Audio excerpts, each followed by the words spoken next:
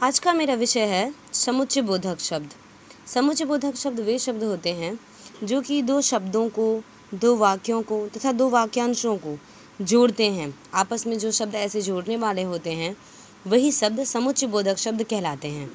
ऐसे शब्दों को हम समुच्चय बोधक शब्द कहते हैं।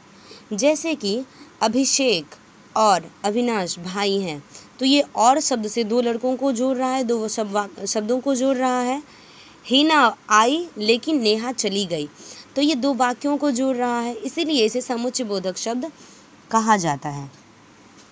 समुच्चय बोधक शब्द के दो भेद होते हैं, मुख्यतः दो ही भेद कहे जाते हैं। पहला होता है समानाधिकरण समुच्चय बोधक और दूसरा होता है व्यधिकरण समुच्चय बोधक।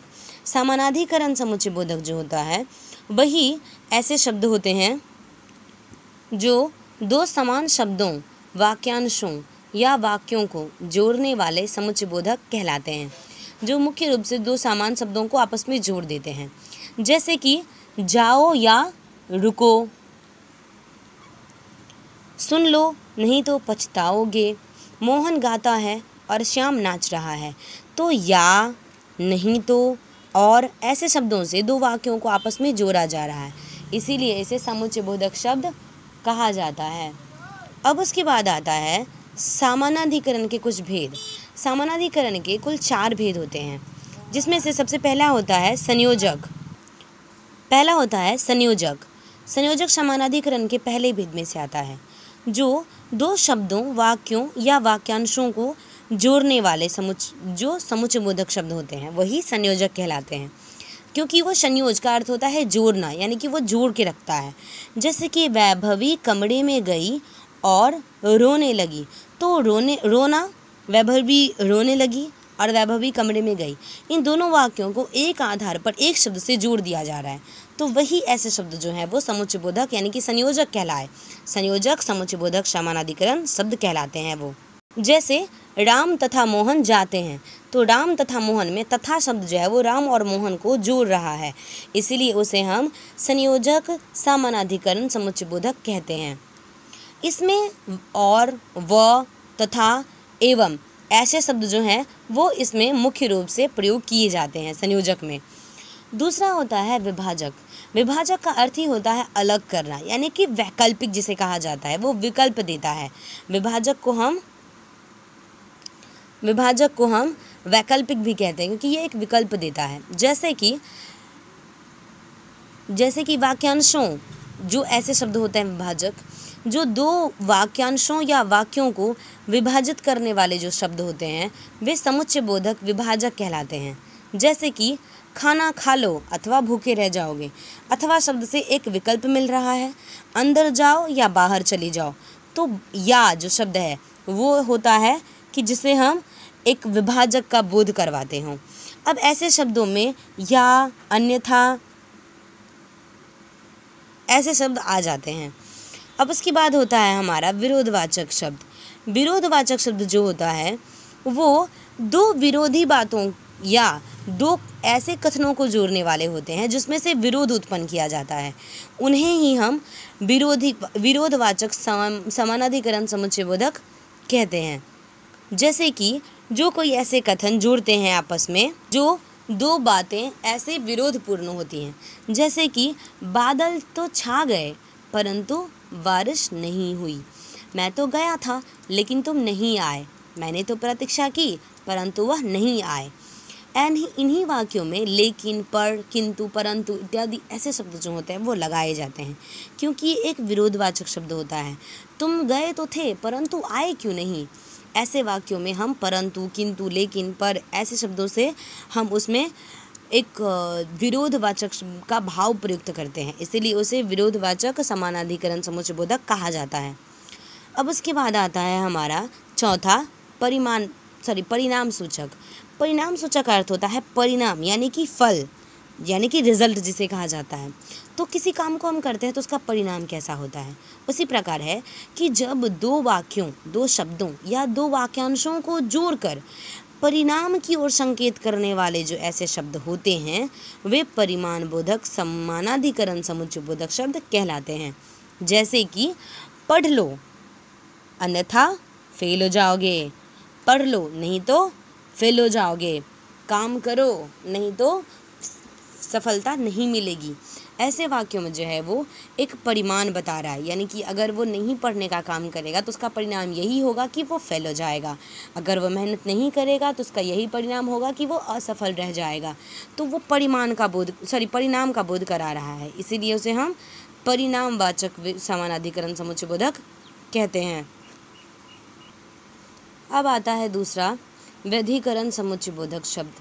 व्यधिकरण समुच्चय बोधक शब्द ऐसे शब्द होते हैं जो समुच्चय बोधक प्रधान तथा आश्रित उपवाक्यों को जोड़कर एक वाक्य बनाते हैं, और वो एक ऐसा वाक्य बनाते हैं, वही वाक्य जो होते हैं वो व्यधिकरण समुच्चय बोधक शब्द कहलाते हैं। जैसे कि थक गए हो तो आराम कर लो, ऐसे वाक्यों को तो जो होता है, नहीं तो, ये इत्यादि शब्द जो होते हैं वे व्यधिकरण समुच्चय बोधक कहलाते हैं। जैसे कि अब इसी के हम कुछ भेद देखेंगे कि इसमें भी व्यधिकरण के भी 4 भेद होते हैं। व्यधिकरण के पहले भेद होते हैं ये करण सूचक, फिर संकेत सूचक, फिर उद्देश्य सूचक, और उसके बाद होते हैं स्वरूप सूचक। व्यधिकरण समानाधिबोधन के व्यधिकरण समुच्चय बोधक शब्द के जो भेद होते हैं वो पहला भेद होता है करणवाचक।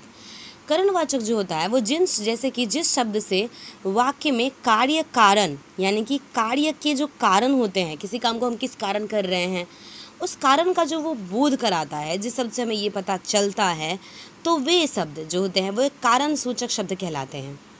जैसे कि मैं नहीं जा सका क्योंकि मैं बीमार हूँ, वह नहीं आया क्योंकि वह देर हो गया था, उसे देर हो गई थी, मैं विद्यालय नहीं जाऊंगा क्योंकि विद्यालय अभी बंद है। ऐसे वाक्यों में कारण का बोध किया जा रहा है। तुम नहीं आए क्योंकि तुम आलसी हो, तुमने यह कार्य नहीं किया क्योंकि तुम्हें यह कार्य करने नहीं आता है, तो उसे हम कहते हैं कारणवाचक व्यधिकरण समुच्चय बोधक शब्द। ऐसे शब्दों में क्योंकि, ताकि, इसलिए ऐसे शब्द आ जाते हैं। जैसे कि मैं बीमार था इसलिए नहीं आ पाया, तुम चले जाओ ताकि तुम लेट ना हो जाओ। ऐसे वाक्यों में हम कारणवाचक यानी कि कारण का बोध करवा रहे हैं, इसलिए इसे कारणवाचक व्यधिकरण समुच्चय बोधक कहा जाता है। अब दूसरा होता है संकेतवाचक। संकेतवाचक शब्द ऐसे होते हैं जो समुच्चय बोधक शब्द संकेत प्रकट करें।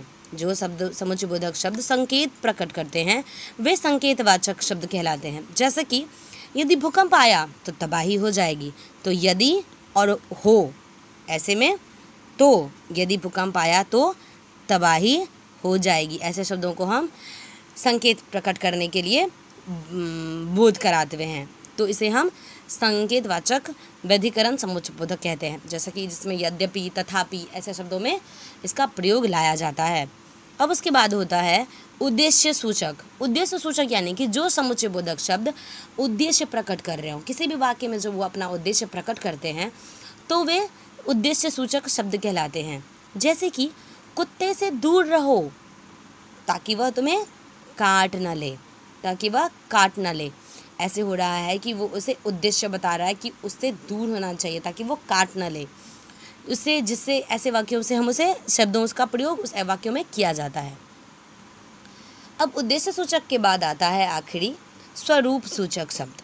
स्वरूप सूचक शब्द जो होता है वो व्यधिकरण समुच्चय बोधक शब्द का एक ऐसा भेद है जिससे कि जो समुच्चय बोधक शब्द वाक्य को स्पष्ट करने के लिए प्रयुक्त होता है, वे ऐसे शब्द होते हैं जो किसी भी वाक्य को स्पष्ट करने के लिए प्रयुक्त किया जाता है, जिसे हम स्वरूप सूचक शब्द कहते हैं। जैसे कि हर्ष कमरे में नहीं है यानी कि वह चला गया, तुमने यह कार्य किया, उसने ऐसे कार्य किया मानो उसे अनुभव था। तो ऐसे वाक्यों में यानी, मानो ऐसे शब्द जो होते हैं वे स्वरूप सूचक शब्द होते हैं, इसीलिए इसे हम स्वरूप समुच्चय बोधक व्यधिकरण का स्वरूप सूचक व्यधिकरण समुच्चय बोधक शब्द कहते हैं। अब ऐसे वाक्यों में हम जो व्यधिकरण के 4 भेद हैं, करणवाचक, संकेतवाचक, उद्देश्यवाचक सूचक और स्वरूप सूचक, ऐसे शब्द जो होते हैं उसे हम व्यधिकरण समुच्चय बोधक में प्रयोग करते हैं, क्योंकि ये उसी के भेद कहलाते हैं।